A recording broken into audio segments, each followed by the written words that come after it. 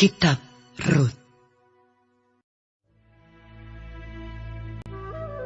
Lalu Naomi, mertuanya itu, berkata kepadanya, "Anakku, apakah tidak ada baiknya jika aku mencari tempat perlindungan bagimu supaya engkau berbahagia?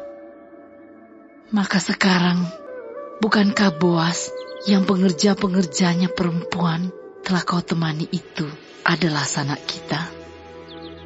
Dia pada malam ini menampi jelai di tempat pengirikan. Maka mandilah dan beruraplah.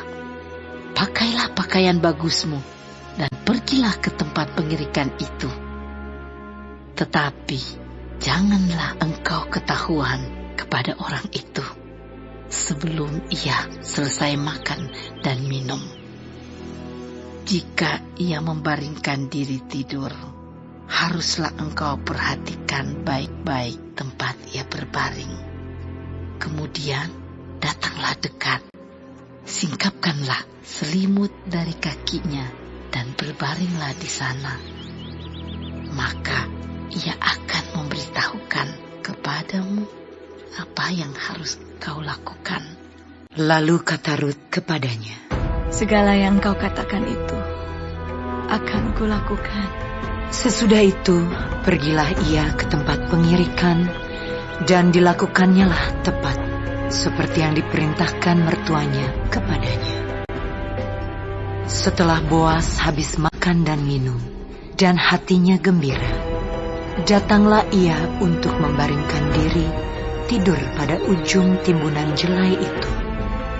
Kemudian datanglah perempuan itu dekat dengan diam-diam. Disingkapkannya lah selimut dari kaki Boas, dan berbaringlah ia di situ.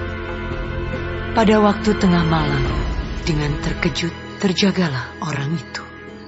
Lalu meraba-raba ke sekelilingnya, dan ternyata ada seorang perempuan berbaring di sebelah kakinya. Bertanyalah ia, "Siapakah kau ini?" Jawabnya, "Aku Rut, hambamu. Kembangkanlah kiranya sayapmu melindungi hambamu ini, sebab engkaulah seorang kaum yang wajib menebus kami." Lalu katanya, "Diberkatilah kiranya engkau oleh Tuhan, ya anakku. Sekarang engkau menunjukkan kasih-Mu lebih nyata lagi daripada yang pertama kali itu, karena engkau tidak mengejar-ngejar orang-orang muda, baik yang miskin maupun yang kaya. Oleh sebab itu, anakku, janganlah takut. Segala yang kau katakan itu akan kulakukan kepadamu, sebab setiap orang dalam kota kami tahu bahwa engkau seorang perempuan baik-baik. Maka sekarang, memang aku seorang kaum yang wajib menebus, tetapi walaupun demikian, masih ada lagi seorang penebus yang lebih dekat daripadaku. Tinggallah di sini malam ini, dan besok pagi, jika ia mau menebus engkau, baik, biarlah ia menebus. Tetapi jika ia tidak suka menebus engkau, maka akulah yang akan menebus engkau. Demi Tuhan yang hidup, berbaring sajalah tidur sampai pagi." Jadi berbaringlah ia tidur di sebelah kakinya sampai pagi. Lalu bangunlah ia sebelum orang dapat kenal mengenal, sebab kata Boas, "Janganlah diketahui orang bahwa seorang perempuan datang ke tempat pengirikan." Lagi katanya, "Berikanlah selendang yang engkau pakai itu, dan tadahkanlah itu." Lalu ditadahkannya selendang itu.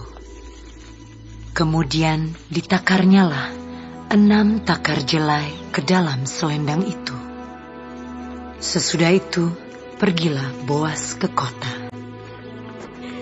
Setelah perempuan itu sampai kepada mertuanya, berkatalah mertuanya itu, "Bagaimana, anakku?"